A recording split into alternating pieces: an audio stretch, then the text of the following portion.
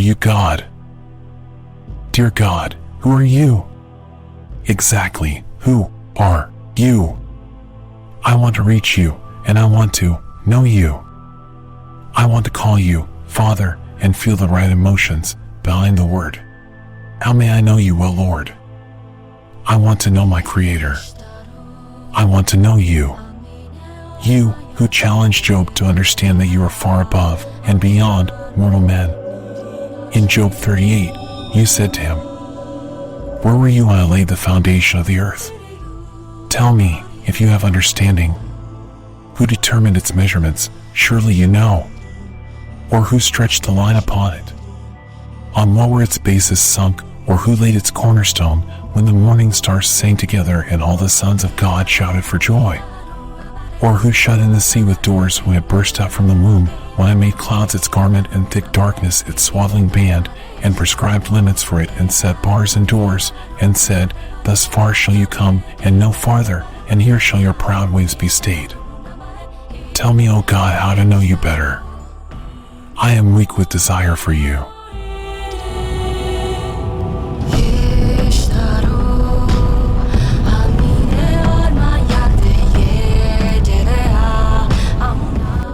My child, if you want to know me, then you must woo wisdom. Woo her and take her into your heart, for she knows me. She is lovely and faithful to give you knowledge of me and my ways. Seek her to whom I have betrothed you. Her flesh soothes anxious imaginings. Her kiss bestows confidence and peace. Her breath carries the secrets of life. I told you about her in the 3rd chapter of Proverbs. Blessed is the one who finds wisdom, and the one who gets understanding, for the gain from her is better than gain from silver, and her profit better than gold. She is more precious than jewels, and nothing you desire can compare with her. Long life is in her right hand, in her left hand are riches and honor. Her ways are ways of pleasantness, and all her paths are peace. She is a tree of life to those who lay hold of her. Those who hold her fast are called blessed. The Lord by wisdom founded the earth. By understanding he established the heavens. By his knowledge the deeps broke open, and the clouds dropped down the dew. My son, do not lose sight of these. Keep sound wisdom and discretion, and they will be life for your soul and adornment for your neck.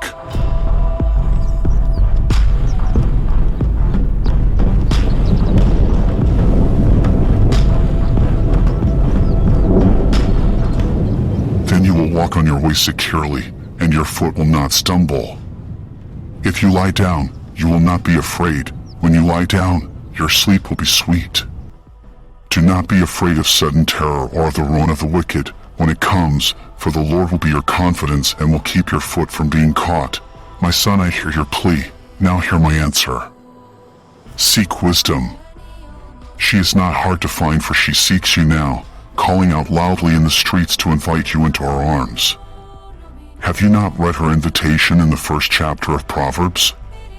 She says, Wisdom cries aloud in the street, in the market she raises her voice, at the head of the noisy street she cries out, at the entrance of the city gate she speaks. How long, O simple ones, will you love being simple? How long will scoffers delight in their scoffing and fools hate knowledge? If you turn at my reproof, behold, I will pour out my spirit to you. I will make my words known to you. Because I have called and you refuse to listen, have stretched out my hand and no one has heeded, because you have ignored all my counsel and would have none of my reproof, I also will laugh at your calamity. I will mock when terror strikes you, when terror strikes you like a storm and your calamity comes like a whirlwind, when distress and anguish come upon you. Then they will call upon me, but I will not answer. They will seek me diligently, but will not find me. Because they hated knowledge and did not choose the fear of the Lord, would have none of my counsel and despised all my reproof. Therefore they shall eat the fruit of their way, and have their fill of their own devices. For the simple are killed by their turning away, and the complacency of fools destroys them. But whoever listens to me will dwell secure and will be at ease, without dread of disaster.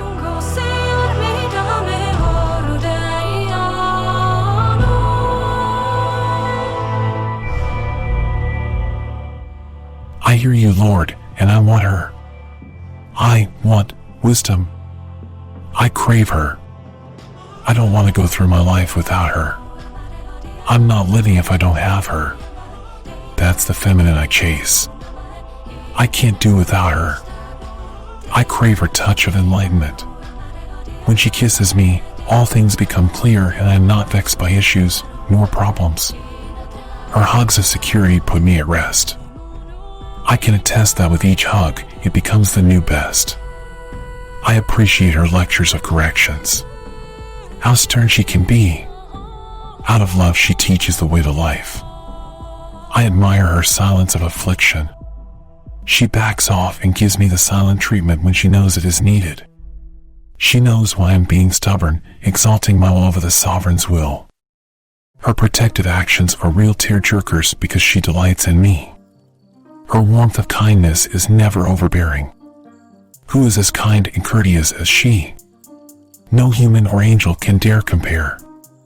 She doesn't fuss or put on a show to be noticed. Her simple being is enticing enough. She acts cheap for not a single man. She is more pure than any virgin. She outsmarts any educational degree without batting a lash. Her wardrobe is modesty. She reveals herself not fully until the groom has placed his lips upon her lips of promise. She will not disrobe until a man has chased her and won her. She tempts not, but fills a man's imagination with herself. Lost in his imagination, he wonders all she has for him. He exclaims, "I cannot wait." Oh, how precious is she! How splendid is her being! I am in love with her. My heart races for her. I think about her from sunrise till rest. Even during sleep I can't resist her charm. I carry her promises deep within my spirit. I can't untie my soul from her. She is who I desire. She is my bride as I am her soon-to-be-made whole man. She calls and I answer. Even if I am unfaithful to her, she forgives me and takes me back.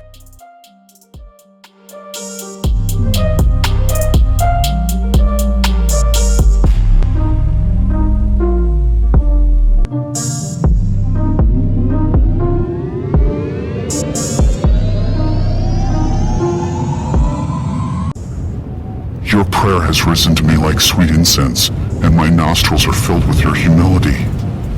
You do well, my son, to embrace wisdom and know her, for there is none fairer to be held. Amen.